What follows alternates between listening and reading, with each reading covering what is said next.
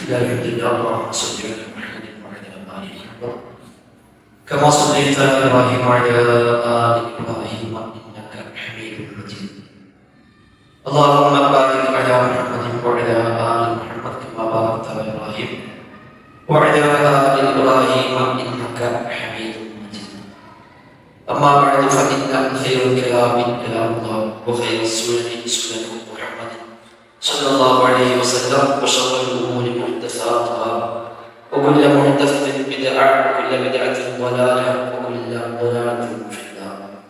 بسم الله الرحمن الرحيم. يا أيها الذين آمنوا اتقوا الله حق تقاته ولا تموتن إلا وأنتم مسلمون. ബഹുമാനരായ വിശ്വാസികൾ, റഹ്മാനായ സുബ്ഹാനഹു വ തആലയുടെ നിയമനിർദ്ദേശങ്ങൾ കഴിവിന്റെ പരമാവധി ജീവിതത്തിൽ പാലിക്കാൻ ശ്രമിച്ചുകൊണ്ട് മുത്തഖീകളായി ജീവിക്കണേ എന്ന് പ്രത്യേകമായി ഓർമ്മപ്പെടുത്തുകയാണ്. അല്ലാഹു സുബ്ഹാനഹു വ തആല നമുക്കെല്ലാം തൗഫീഖ് പ്രദാനം ചെയ്യുമാറാകട്ടെ. ഉസൂലുൽ ദഅവത്തി സലഫിയ്യ എന്ന ശൈഖുൽ ഇസ്ലാം ഇബ്നുൽ ഖുദ്ദൂസ് റഹിമഹുള്ളാഹുവിന്റെ ഗ്രന്ഥം അടിസ്ഥാനമാക്കിയുള്ള തുടർ പഠന പരമ്പരയിൽ അവസാനത്തെ ക്ലാസ്സിലാണ് നാം ഉള്ളത്. സലഫി തഅവത്തിനെ വ്യതിരിക്തമാക്കുന്ന 10 അടിസ്ഥാനങ്ങളാണ് അദ്ദേഹത്തിന് പ്രതിപാദിക്കുന്നത് എന്ന് നാം നേരത്തെ മനസ്സിലാക്കി. അത് 7 അടിസ്ഥാനങ്ങൾ കഴിഞ്ഞ ക്ലാസ്സുകളിലായി പഠിച്ചു. ഇനി നമുക്ക് 8 മുതലുള്ള അസ്ലുകളാണ് പഠിക്കാനുള്ളത്. ഒന്നാമത്തെ അസ്ലമാണ് പറഞ്ഞത് ഇൽമു ശർഈ, ശർഈയായ അറിവിന് വലിയ പ്രാധാന്യം കൽപ്പിക്കും. രണ്ടാമത് ആ അറിവിനെ ജീവിതത്തിൽ അമലാക്കി മാറ്റാൻ പ്രത്യേകമായവർ പരിശ്രമിക്കും.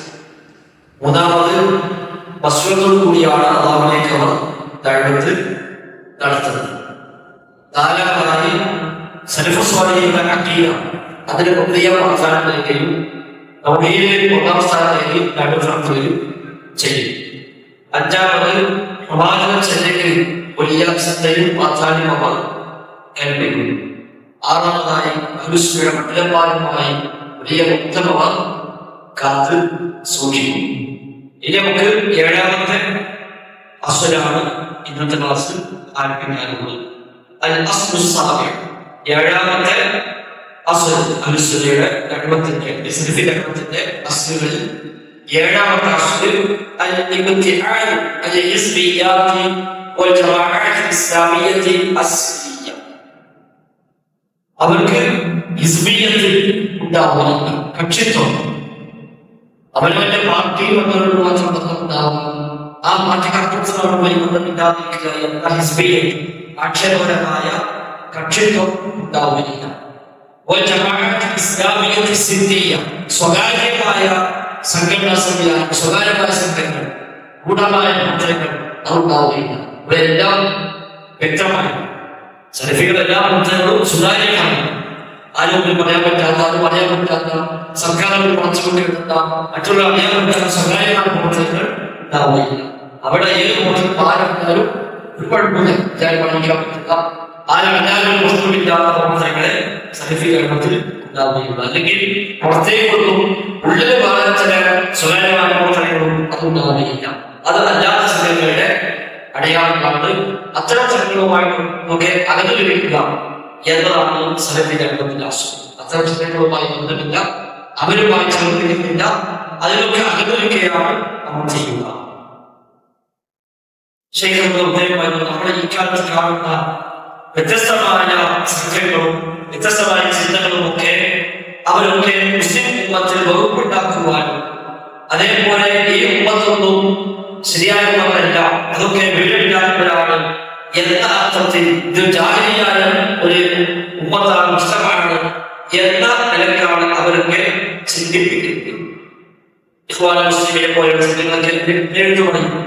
ومن هذه الجماعات جماعة الإخوان المسلمين وجماعة التبليغ إخوان المسلمين സംഘം, തബ്ലീഗ് ജമാഅത്ത് അടക്കമുള്ള, അതേപോലെ സ്വാതന്ത്ര്യത്തിന് വേണ്ടി പ്രവർത്തിക്കുന്നു എന്ന് പറഞ്ഞുള്ള അഭിപ്രായങ്ങളുള്ള സംഘങ്ങൾ, ഇവരൊക്കെ ഇത്തരം സംഘങ്ങളാണ്. അവരൊന്നും കിതാബിലേക്കോ സുന്നത്തിലേക്കോ അല്ല ആളുകളെ ശരിക്കും സ്വകാര്യമായ സംഘടനകൾ അവർക്കുണ്ടാകും.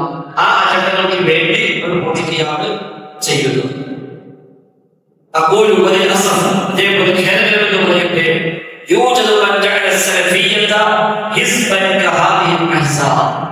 സലഫിയത്തിനെയും ഇത്തരം ചില കക്ഷിയാക്കി മാറ്റാൻ ശ്രമിക്കുന്ന ആളുകൾ ഉണ്ട് എന്നത് വേദനാജനകമാണ്. സംഘങ്ങളായി മാറി ആ സംഘത്തിലേക്ക് കൂടിയാൽ സലഫിയായി, ഇല്ലെങ്കിൽ സലഫിയല്ല, ഒരു അംഗീകാരം എത്ര ശരിയാണെങ്കിലും ഈ സംഘത്തിൽ ഇല്ലെങ്കിലും സലഫിയല്ല എന്ന് പറയുന്ന വേദനാജനകമായ സാഹചര്യങ്ങൾ ഇന്നുണ്ട് എന്നും അദ്ദേഹം കൂടെ ഓർമ്മപ്പെടുത്തുന്നു. ഇത്തരം സമയത്ത് ചേർന്നെങ്കിൽ മാത്രമേ ഒരു സലഫിയാവുള്ളൂ. സലഫിയത്ത് എന്ന് പറഞ്ഞാൽ ആ പാർട്ടി കൂടുതലാണ്, ഓരോ കൂടെ സലഫിയാണ്, അതുപോലെ സലഫിയല്ല എന്ന് ആർക്കാൻ ശ്രമിക്കുന്ന ആളുകൾ ഉണ്ട്. അതൊരിക്കലും ശരിയല്ല. അത്തരം ആളുകൾ ചെയ്യുന്നത് നാം അവരോട് കാവലിച്ചുകൊണ്ടുവന്നതിനെ പ്രാർത്ഥിക്കവരെ ചെയ്യും. ഇബ്നു റഹിമഹുല്ലാഹ് വാചകം ശേഷം വെച്ചുകൊണ്ടാണ് في هدى الجماعة والائتلاف إلى الفرقة وسلوك طريق الابتداع ومفارقة السنة الابتداع فهذا مما ينهى عنه. മുസ്ലിമീങ്ങളുടെ രീതിയിൽപ്പെടാത്ത അവിടുത്തെ ആ മുസ്ലിങ്ങളുടെ ജമാഅത്തിന് പുറത്തു പോവുക, അതുപോലെ അവിടെ തെറ്റായ വഴികളിൽ സ്വീകരിക്കുക, ശുദ്ധത്തോടും കൃത്യമായോടും എതിർക്കുക, ഇതൊക്കെ വിലക്കപ്പെട്ട കാര്യമാണ്. ആ ചെയ്യുന്നവൻ കുറ്റക്കാരനായി മാറുകയും ചെയ്യും.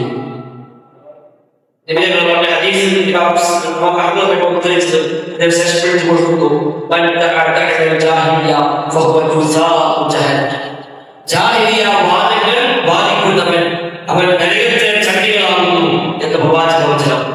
അപ്പോൾ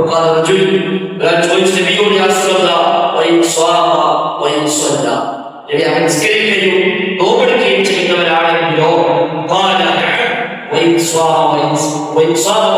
അതെ, അവൻ നിസ്കരിക്കുന്നതാണെങ്കിലും ശരി, നോമ്പ് നോക്കുന്നതാണെങ്കിലും ശരി, അവൻ നരകാവകാശതയാണ്.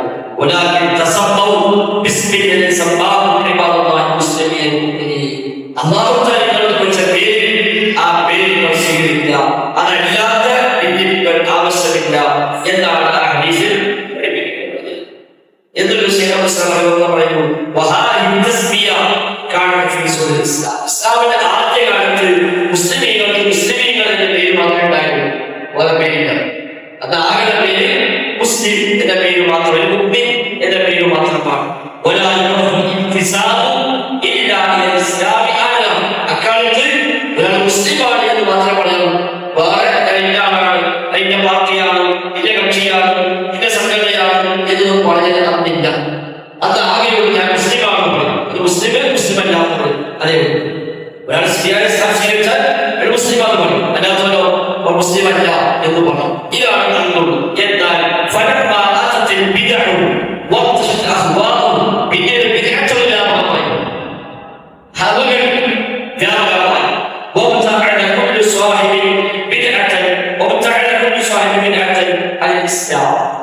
ഈ എല്ലാ വിധി സംഘങ്ങളും അവരൊക്കെ സ്ഥാപനങ്ങളെ ദൂരേക്ക് പോകാൻ തുടങ്ങി.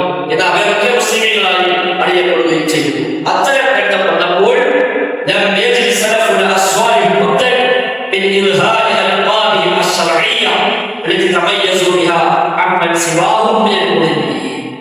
അത്തരം സംഘങ്ങൾ ഉണ്ടായിരുന്നപ്പോൾ നമ്മുടെ മുൻഗാമികൾക്ക് ചില സ്ഥാനപ്പേരുകൾ സ്വീകരിക്കുന്നു. മുസ്ലിം എന്ന് പറഞ്ഞാൽ ഈ ബിദഅി സംഘങ്ങൾ മുസ്ലിമാണ്, ഷിയാക്കൾ മുസ്ലിമാണ്, ഖവാരിജ് മുസ്ലിമാണ്, മുഅ്തസിലകൾ മുസ്ലിമാണ്, ഖദരികൾ മുസ്ലിമാണ്. ഇങ്ങനെയുള്ള സംഘങ്ങളൊക്കെ ലോകത്തുണ്ടായിരുന്നു. അവരൊക്കെ മുസ്ലിമാണ് വാദിക്കുന്നത്. എന്നാൽ ഇസ്ലാമുമായി യാതൊരു ബന്ധവുമില്ലാത്ത വാദങ്ങളാണ് അവർ വാദിക്കുന്നത്. അങ്ങനെ വന്നപ്പോൾ നമ്മുടെ മുൻഗാമികൾ നിർബന്ധിതരായി മാറി ചില സ്ഥാനപ്പേരുകൾ സ്വീകരിക്കാൻ.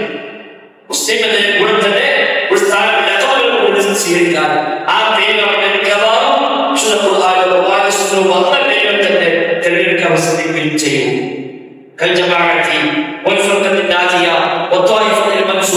തുടങ്ങിയ പേരുകളൊക്കെ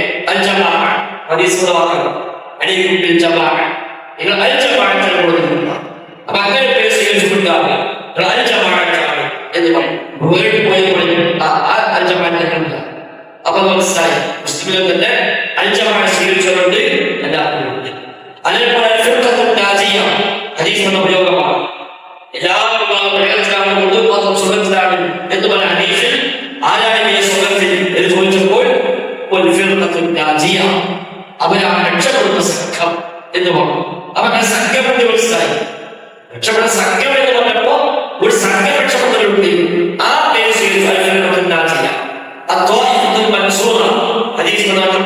ഈജിപ്തിലൊക്കെ അത്തരം പേര് സ്വീകരിച്ചു പോകുന്നുണ്ട്. അതൊക്കെ നിർബന്ധം സ്വീകരിച്ചതാണ്. كما نصبوا أيضا لما التزموا به من العمل بالسنة التي نقلها غيره. أي السنة التي يقول سنة العلامة التي كانت تستعمل في المسلمين. അതൊന്നും ഒരു വ്യക്തിയിലേക്ക് ചെത്തിപ്പറഞ്ഞ എല്ലാ അനുയായികളാണ് എന്ന് പറയുന്നത്, എല്ലാ പാർട്ടിയാണ് എന്ന് പറയുന്നത്. അതേപോലെ തീരെ ഏതാണോ മറ്റൊന്നും ഒഴിവാക്കുന്നത് അത് പ്രത്യേകം എടുത്തു കാണിക്കാൻ പഠിച്ചാൽ നമ്മൾ സ്വീകരിക്കേണ്ടി വരും. ഉദാഹരണമായി സലഫികൾ എന്ന് പറയും. വളരെ മുസ്ലിം പോലെ സലഫുകളുടെ മാർഗം സ്വീകാര്യമല്ല എന്ന് വാദിക്കുമ്പോൾ അല്ല, ഞങ്ങൾ സലഫുകളുടെ മാർഗം സ്വീകരിക്കുന്നവരാണ് എല്ലാം സലഫികൾ എന്ന് പറയാം. ഹദീസൊന്നും വേണ്ട, ഖുർആൻ മതി എന്ന വാദവുമായി ആളുകൾ രംഗത്ത് വന്ന് അവരാണ് മുസ്ലിമീങ്ങൾ എന്ന് വാദിക്കുമ്പോൾ അല്ല, ഹദീസിലാണ് തരാം.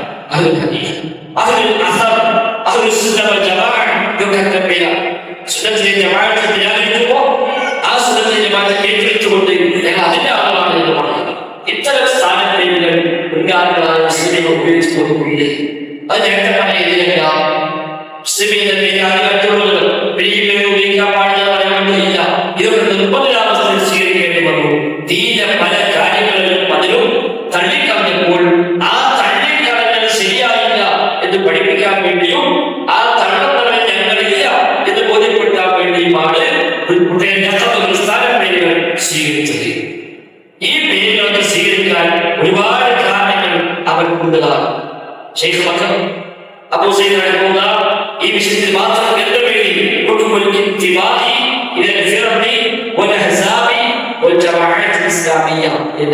ഇസ്ലാമിക സംഘങ്ങൾ ജമാഅത്തുകൾ അതേപോലെ വികസിച്ച കക്ഷികൾ ഇതിലേക്ക് ചേരാൻ പറ്റുമോയില്ലേ എന്ന പേരിൽ ബക്കർ അബൂ സഈദ് റഹിമഹുല്ലാഹ് ഗ്രന്ഥമുണ്ട്. ആ ഗ്രന്ഥം അദ്ദേഹം പരിചയപ്പെടുത്തി. അതിനെ പറഞ്ഞിട്ടുണ്ട്, ഇത്തരം പേരുകൾ സ്വീകരിക്കുക എന്നുള്ളത് അത് ശരിയായ രൂപത്തിന്റെ മാർഗത്തിൽ നിന്നുകൊണ്ട് തന്നെ അത് തെറ്റിപ്പോകുന്നില്ല. ഇങ്ങനത്തെ പേരുകൾ സ്വീകരിച്ചതുകൊണ്ട് ശരിയായ രൂപങ്ങൾ മാറി എന്ന് പറയാൻ പറ്റുകയില്ല. കാരണം ഒന്ന് ഈ പേരുകൾ ഇസ്ലാമിലെ മൊത്തം ഉൾക്കൊള്ളുന്ന പേരുകളാണ്. ഉദാഹരണമായി അത് ശരിയായ ഇസ്ലാമിലെ മൊത്തം ഉൾക്കൊള്ളുന്ന ഒരു പേരാണ്. അത് ഇസ്ലാമിക വിഭാഗം മാത്രം ഉള്ള പേരല്ല. രണ്ടാമത് സ്ഥാനപ്പേരുകൾ മാത്രമാണ്. തിരിച്ചറിയാൻ വേണ്ടിയുള്ള ഐഡന്റിറ്റി മാത്രമല്ലാതെ ഒരു വ്യക്തിയിലേക്കോ ഒരു പ്രത്യേകമായ നാട്ടിലേക്കോ ചേർത്തിക്കൊണ്ട് ആ വ്യക്തിയുടെ അനുയായികൾ എന്ന അർത്ഥത്തിലല്ല. മൂന്ന്, ഈ പേരുകൾ മിക്കവാറും ഹദീസിൽ വന്ന പേരുകളാണ്. ചില പേരുകളൊക്കെ ഹദീസിൽ വന്ന പേരുകളാണ്. നാല്, ഈ പേരുകൾ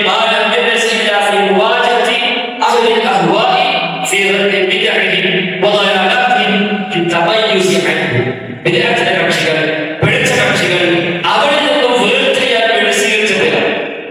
പിഴച്ച സംഘങ്ങളും മുസ്ലിമാണെന്ന് വാദിക്കുമ്പോൾ അവരിൽ നിന്ന് വേർതിരിയാൻ ഒരു ഐഡന്റിറ്റി ആവശ്യമുണ്ട്. അതിൽ വേണ്ടി സ്വീകരിച്ച പേരുകളാണ്.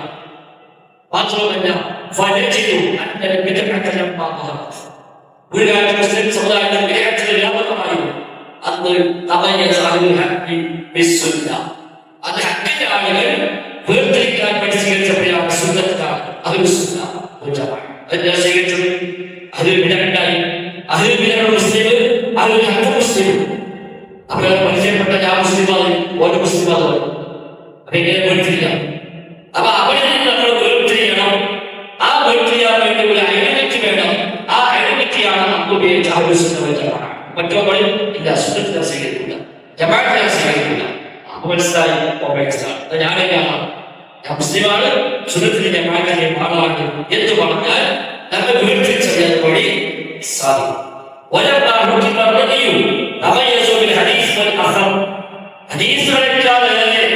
ആളുകളുടെ അഭിപ്രായങ്ങൾക്ക് അവരുടെ ചിന്തകൾക്ക് ഒക്കെ പ്രാമുഖ്യം നൽകുന്ന രീതികൾ വന്നപ്പോൾ അത് പഠിച്ച മുസ്ലിം ഉപയോഗിച്ചു. ഹദീസിലാണ് അതൊരു അസറാണ്. ആ പേര് വെച്ച് അങ്ങനെയാണ് റഈയാണെന്ന് പറഞ്ഞു. ഞങ്ങൾ ഹദീസിലാണ് എന്ന് പറഞ്ഞുകൊണ്ട് ആ പ്രത്യേകം ഹൈലൈറ്റ് ചെയ്യാൻ വേണ്ടി സ്വീകരിച്ചത്. മാത്രമല്ല ഇത്തരം പേരുകളൊന്നും ഈ പേര് ഒരു വ്യക്തിയെ കക്ഷിത്വം ചേർക്കുന്ന പേരല്ല. അവരുടെ ആദരവുള്ള തഅസ്സുബ് നബിയോട് മാത്രമേ. നബിയുടെ അനുയായികൾ എന്നേ പറയൂ. നബിയുടെ അനുയായികൾ നബി പഠിപ്പിച്ചപ്പോൾ ചെയ്യുന്നവർ, നബി ചെയ്യുമ്പോൾ ചെയ്യുന്നവർ ഇതേ പറയൂ. അല്ലാതെ ഞങ്ങളുടെ നേതാവിനാണ് അയാൾ പറഞ്ഞപ്പോൾ ചെയ്യും എന്നല്ല. അങ്ങനെ പറഞ്ഞാലോ ആ കക്ഷിത്വം പറ്റില്ല, ആ സംഘം പറ്റില്ല, അത്തരം പറ്റുകയില്ല. നേരെ മറിച്ച് അവർക്ക് തഅസ്സുബുള്ളത്, അവർക്ക് കക്ഷിത്വമുള്ളത് നബിയോട് മാത്രം. നബി പറഞ്ഞാൽ മാത്രമേ നമുക്ക് തെറ്റുപറ്റാൻ സ്വീകരിക്കാൻ പറഞ്ഞുള്ളൂ. നബി പറഞ്ഞാൽ എതിരെ ആരും പറഞ്ഞാൽ സ്വീകാര്യമല്ല. നമ്മുടെ സംഘം ഒന്നിച്ചു പോയിട്ട് ഒരു ഹദീസിനെ പറഞ്ഞാൽ ഒരു സംഘടന സ്വീകരിക്കില്ല, ഒരു ഹദീസ് സ്വീകരിക്കുന്നു എന്ന നിലപാടാണെങ്കിൽ അത്തരം സംഘങ്ങൾ തെറ്റായ സംഘമല്ല. സംഘത്തിൽ കൂടി ആ സംഘം തീരുമാനിച്ചാൽ ചെയ്യും. ഇതിലെ എത്ര ഹദീസ് കാണിച്ചാലും സ്വീകാര്യമല്ല എന്ന് പറഞ്ഞാൽ അതാണ് കക്ഷിത്വം. ആ കക്ഷിത്വം ശരിയല്ല. ومنها أن هذه الألقاب لا تفضي إلى البدع ولا إلى معصية. ഈ പേരുകളൊന്നും ഒരു ബിദ്അത്തിലേക്കോ ഒരു മഅസിയത്തിലേക്കോ കക്ഷിത്വത്തിലേക്കോ ചേർക്കുന്നില്ല. ആ പേരുകൊണ്ട് ബിദ്അത്തിലായിട്ടോ പറ്റില്ല. ആ പേരുകൊണ്ട് ഒരു തിന്മയായിട്ടോ പറ്റില്ല. ആ പേരിൽ ഒരു വ്യക്തിയിലേക്ക് ആ വ്യക്തിയെ ഒരു ഹൈലൈറ്റ് ആ വ്യക്തി കൊണ്ട് അവസാനമാക്കി സ്വീകരിക്കണമെങ്കിലോ പറ്റില്ല. അല്ലെങ്കിൽ ഒരു സംഘം ഈ സംഘം പറഞ്ഞാൽ ഈ ടീം പറഞ്ഞാൽ തീരുമാനിച്ചാൽ അതാണ് ഇത് എന്ന് പറഞ്ഞാൽ ആ സംഘം ശരിയല്ല, അത്തരം സംഘം സ്വീകാര്യമല്ല. ومنها أن عقد الولاء والقضاء والموالاة المعاهدة عليه إنما هو الإسلام لا غيره. ഈ പേര് സ്വീകരിക്കുമ്പോഴും അവരുടെ ഇസ്ലാമിന്റെ പേരിലാണ്. ഈ പേര് നമ്മുടെ സംഘടന വിശദമായ ശേഷം ഇഷ്ടത്തിന് മെമ്പർഷിപ്പ് ഇല്ലാത്ത ഒരാൾ ശരിയായ സെലഫിയാണെങ്കിൽ ഓരോമായി ബന്ധമുണ്ടാകും. ലോകത്ത് എവിടെ പോയാലും ലോകത്ത് ഏത് നാട്ടിൽ ചെന്നാലും ഒരു സെലഫി ആശുപത്രി പരിചയപ്പെട്ടാൽ വളരെ ബന്ധമുണ്ട്. അതെന്താ കാരണം? നമ്മുടെ ഈ സംഘടന വിശേഷം ഒരാൾ ഉപയോഗിക്കാറില്ല. ഈ മെമ്പർഷിപ്പ് മെമ്പർഷിപ്പ് ഇല്ലാത്ത വരാനും അതില്ല. മെമ്പർഷിപ്പ് ഉള്ള ബന്ധം ചേർക്കലും മെമ്പർഷിപ്പ് ഇല്ലാത്ത ബന്ധം മുറിക്കലും അങ്ങനെ ഒന്നില്ല. അത് പറയാൻ പറ്റില്ല. ശരിയാക്കിയാണെങ്കിൽ ഒരു ബന്ധം ചേർക്കും. അക്കീതോ അവരുമായി ആദരവ് അകൽച്ച ഉണ്ടാവുകയും ചെയ്യും. ഒരു സംഘടന നോക്കിയിട്ടില്ല. മെമ്പർഷിപ്പ് ഉള്ളവരെക്കാൾ ഏറെ മെമ്പർഷിപ്പ് ഇല്ലാത്തവർ നമ്മളിലുണ്ടാവും. അവിടെ വഴി ഇത്രയും വർഷം ആരും ചോദിച്ചില്ല. ഇത്ര മെമ്പർഷിപ്പ് പോയിട്ട് ഒരു കുറച്ചേക്കാൾ പേര് ഇത് പറഞ്ഞില്ല. അതൊരു സംവിധാനം മാത്രമാണ്. എന്നാൽ ശരിയാക്കിയവർ പറയും ആ അക്കീതം തെറ്റിപ്പോയാൽ അതിന്റെ പേരിൽ ഒരു വിയോജിപ്പ്, അതിന്റെ പേരിൽ ഒരു അകൽച്ച, അത് ആരാണെങ്കിലും ഉണ്ടാവില്ല. ഈ സംഘടനയിൽ പെട്ടൊരാൾ അക്കീതക്കെതിരെ വന്നാലോ ആകർച്ചാലുണ്ടാവും. അതായത് നമ്മളാണ് ഇവിടെ അടുത്ത് വന്നാൽ കുഴപ്പമില്ല എന്ന് വിചാരിക്കാൻ പറ്റുമോ? സംഘടനയ്ക്ക് പുറത്തുള്ളൊരാൾ ഈ ഹത്ത് പറഞ്ഞാലോ സ്നേഹിക്കും, സാധിക്കും. നമ്മുടെ ബന്ധം ഇതിന്റെ പേരിലാണ്. ഒരാൾക്ക് വളരെ മതത്തിന്റെ പേരിലാണ്, അല്ലെങ്കിൽ കക്ഷിത്വത്തിന്റെ പേരിലല്ല. കക്ഷിത്വത്തിന്റെ പേരിൽ ഒരാൾ പറയാറുണ്ടെങ്കിൽ ആ കക്ഷിത്വം ശരിയല്ല, ആ സംഘടന സംവിധാനം ശരിയല്ല. ഒട്ടനവധി മതിൽ പോയാൽ ഓമലായി ഒട്ടനവധി പഠിക്കുന്നാലോ ജാഹിയായി എന്താണെങ്കിലും തെറ്റായ നിസ്ബിയത്താണ്. അതുണ്ടാകാൻ പാടില്ല. ഇതാമൊഴി മഹാന ഇതറിയപ്പെട്ടു കഴിഞ്ഞാൽ നാം മനസ്സിലാക്കേണ്ട കാര്യമാണ് ദീൻ ജമാഅത്ത് കൊണ്ട് നിലനിൽക്കും. ഓരോരുത്തർ ഒറ്റപ്പെടുത്തി തീരുണ്ടാവും. നീ എപ്പോഴും ഒന്നിച്ചേരും. ദീന് ഓരോരുത്തർ ഒറ്റ തോന്നിയിട്ടുണ്ടാവും. ദീനെ ഒന്നിച്ചെടുക്കുക ചെയ്യാം. ജമാഅത്തിന്റെ പുറത്തുകൊണ്ട് വാചകത്തെ വിട്ടുകൊടുക്കുന്നു. ഒരാ ജമാഅത്ത് ഇല്ലാ ബിഇമാമ ഒരാ ഇമാമ ഇല്ലാ ബിത്വാബ. ജമാഅത്തായിക്കൊണ്ടല്ല ഇസ്ലാമില്ല. എല്ലാവരും ഒറ്റയ്ക്ക് പോയി ആരും ആരുമായി ബന്ധമില്ല, ആരും ഒരുമിച്ച് കൂടുന്നില്ല. ഇത് ഇരുപൊളി ഇരുണ്ടാവില്ല. ജമാഅത്തായിരിക്കണം. ജമാഅത്തായിരിക്കുമ്പോഴോ അവിടെ അംഗീകരണം നേതൃത്വം ഉണ്ടാവും. ജമാഅത്തായിരുന്നു ആരും നേതാവില്ല, ആരും പ്രസിഡന്റുമാണ്, സെക്രട്ടറിമാര, അമീറും വേണ്ട, ബന്ധുവും വേണ്ട, എല്ലാവരും പോലെ കൂടുതലല്ലോ ഉണ്ടാവില്ല. ഡ്രൈവറില്ലാതെ അമീറുണ്ടെങ്കിലോ ഒരാൾ മാറാത്ത ഇല്ല. ഒരു അമീറുണ്ടെങ്കിലോ അനുസരിക്കും വേണം. അനുസരിച്ചിരിക്കലോ എന്താ അമീറാണ്? അമീറായി ആരും കേൾക്കുന്നില്ല. ഞാൻ അമീറാവുന്നു. അപ്പൊ ഇസ്ലാം നിലനിൽക്കണമെങ്കിൽ ജമാഅത്ത് വേണം. ജമാഅത്ത് നിലനിൽക്കണമെങ്കിൽ ഇമാമത്ത് നേതൃത്വം വേണം. നേതൃത്വം നിലനിൽക്കണമെങ്കിൽ ത്വാഅത്ത് വേണം എന്ന് ഉപസത്താവുന്നത് പറഞ്ഞു. അത് നമ്മൾ ഉൾക്കൊണ്ടു. അപ്പൊ അതിനുവേണ്ടി മുസ്ലിമികൾ ജമാഅത്തായി മാറും. മുസ്ലിമികൾ ജമാഅത്തായി മാറും. ആ ജമാഅത്തിൽ അമീറുണ്ടാവും. അമീറുണ്ടാവും പല പേരും പറയാം. ചിലപ്പോൾ അമീർ എന്ന് പറയും, അയാൾ അസിസ്റ്റന്റ് എന്ന് പറയും, ചിലപ്പോൾ പ്രസിഡന്റ് സെക്രട്ടറി എന്ന് പറയും, ചിലപ്പോൾ ചെയർമാൻ വൈസ് ചെയർമാൻ കൺവീനർ എന്ന് പറയും. എന്തും പറയും. ഒരു നേതൃത്വം ഉണ്ടാവും. ആ നേതൃത്വത്തെ അംഗീകരിക്കുക അത് ഇസ്ലാമിന്റെ ഭാഗമാണ്. അതൊരിക്കലും തെറ്റായ ലക്ഷ്യത്വമില്ല. നേരത്തെ പറഞ്ഞ രൂപത്തിലാണെങ്കിലോ അതുകൊണ്ട് ശരിയല്ല. എപ്പോഴും നേരത്തെ പറയുന്നത് പറയുന്നു ഇത്തരം ഇതാണ് ശരിയായ ജമാഅത്തുൽ മുസ്ലിമീൻ എന്ന് പറഞ്ഞിട്ടുണ്ട്.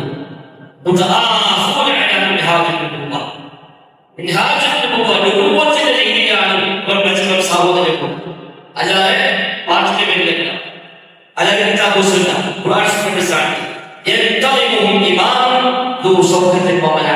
അവർക്ക് ഒരു ഇമാം ഉണ്ടാവുകയും ചെയ്യും. ഒരു ഇമാമിനെ കീഴിൽ ആ ഇമാമിനെ അനുസരിച്ചുകൊണ്ട് അവർ ഒന്നിച്ച് സംഘമായി നിൽക്കും. അവരെ പരസ്പരം ബന്ധിപ്പിക്കുന്ന ഘടകമോ കിതാബും സുന്നത്തുമാണ്.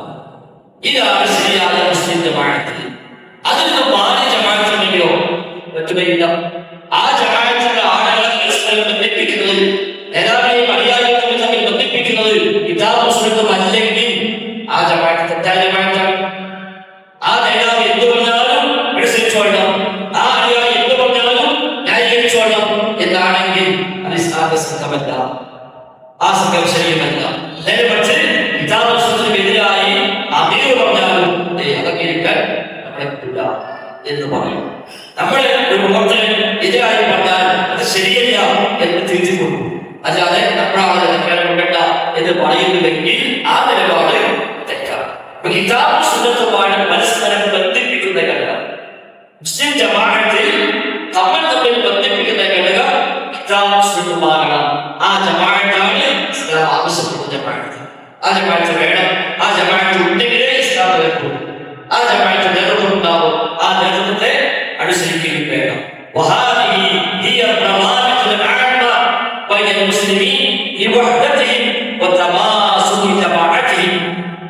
മുസ്ലിമീങ്ങൾ ലോകത്ത് എവിടെയാണെങ്കിലും മുസ്ലിമീങ്ങൾ തമ്മിൽ ബന്ധമുണ്ടാകുന്ന ആ കണക്ഷൻ, ആ ലിങ്ക് അതെന്താണ് ഇപ്പോൾ ലോകത്ത് എവിടെ പോയാലും അവർക്ക് സെൽഫിയുമായി ബന്ധമാണ്. അത് നമ്മുടെ വിശുദ്ധ അപേക്ഷിച്ചിട്ടുണ്ടായിരുന്നത്.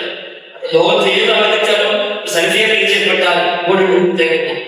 ആ ബന്ധം നിറക്കുന്നത് ഇപ്പോഴത്തെ സെൽഫി നമ്മുടെ ബന്ധം താമസിച്ചോളും. അതേ താമസിച്ച് അമേരിക്ക കണ്ടാലും ഒരു ബന്ധമുണ്ടാവും. വാട്സപ്പ് പരിചയപ്പെട്ട ആളെ കണ്ടു പോയില്ല, നമ്മളെ ചങ്ങോട്ടും ചായത്തിൽ പരിചയപ്പെട്ടപ്പോ ശരിയായ സെൽഫി ആക്കിയാൽ മനസ്സിലായി. ഇപ്പോഴും പ്രത്യേകമായ ബന്ധം. ആ ബന്ധിപ്പിക്കുന്ന ഘടകമല്ല കിതാബും സുന്നത്തുമാണ്. ഇതാണ് മുസ്ലിമീങ്ങളുടെ പ്രവർത്തന കണക്ഷൻ. ഇതിൽ എവിടെ പോരായ്മകൾ വരുന്നുവോ അതനുസരിച്ച് ഭിന്നിപ്പുകൾ വന്നുകൊണ്ടിരിക്കുന്നു. ഇതിൽ എവിടേക്ക് തയ്യാർ സംഭവിച്ചുവോ അവിടെ ഭിന്നിപ്പുകളും വരും.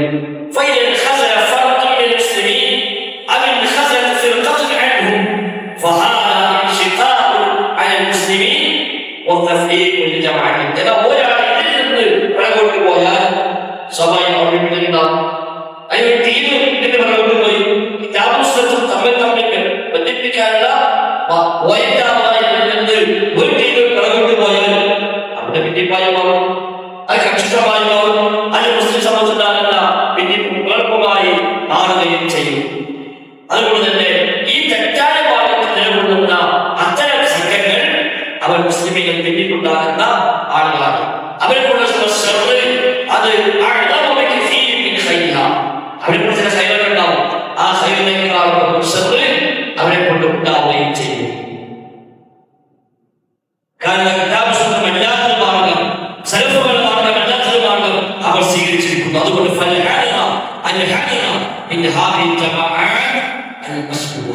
അത്തരം സമയങ്ങൾക്കായിട്ട് അതീവ ജാഗ്രത ഈ പാലിക്കണം.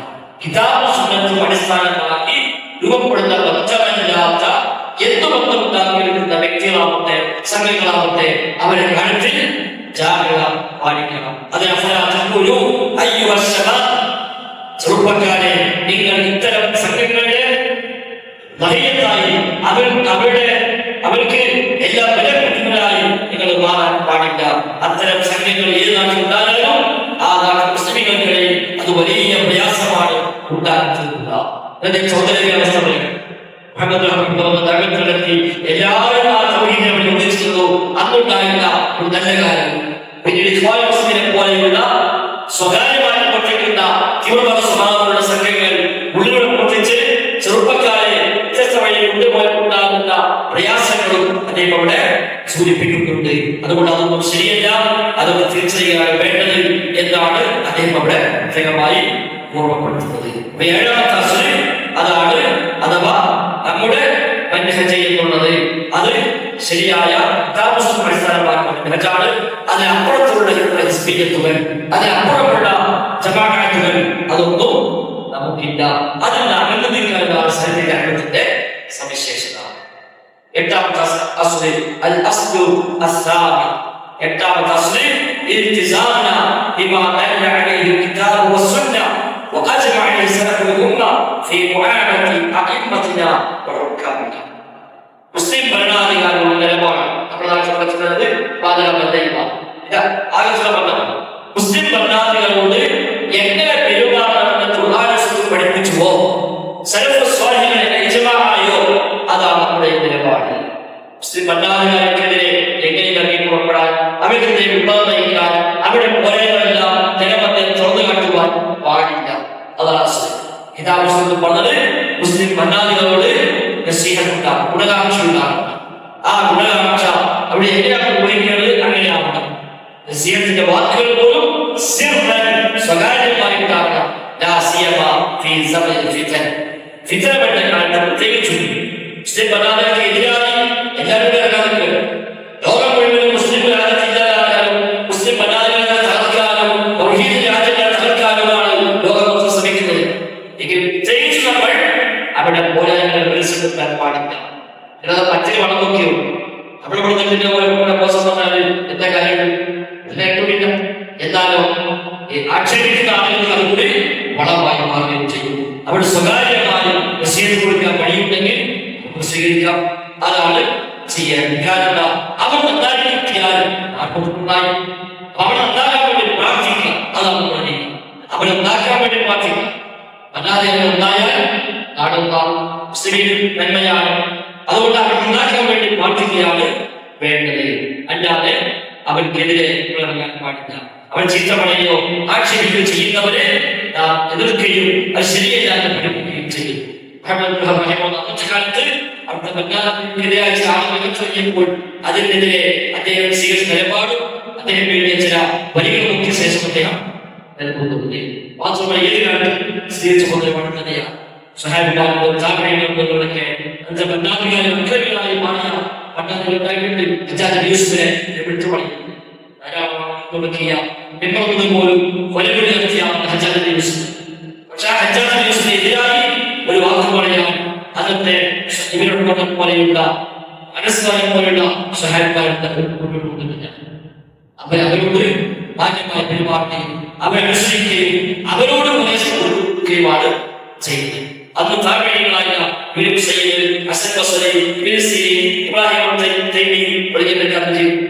അവരും ചെയ്ത പണിയാണ്. അത്ര മോശമായ ഭരണാധികാരിയായിട്ട് പോലും പരസ്യമായി ലഭിക്കുമായി പരസ്യമായി കൊലപ്പെടുത്തുമായി അദ്ദേഹത്തിന്റെ ബന്ധത്തിൽ ജയിച്ച ആളുകൾ ഇറങ്ങിപ്പോഴാണ് ഒപ്പുമുട്ടുന്നതിന് മനസ്സിലായപ്പോ നിങ്ങളും അദ്ദേഹം ത്യാഗിച്ചു.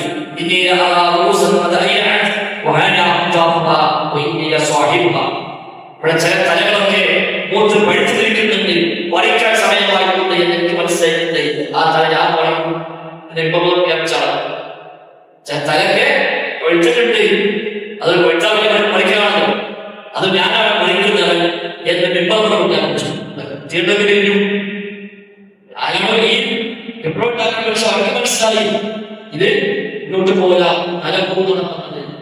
അങ്ങനെ തന്നെ പ്രഖ്യാപിച്ച മദ്യപിച്ചു വന്ന വിവാഹങ്ങൾക്ക് നിസ്കാരം പോയി തെറ്റാൻ ആ ആചാര്യന്റെ പിറകിൽ ഇവരോട് നമസ്കരിച്ചു, അനുസ്കരിച്ചു.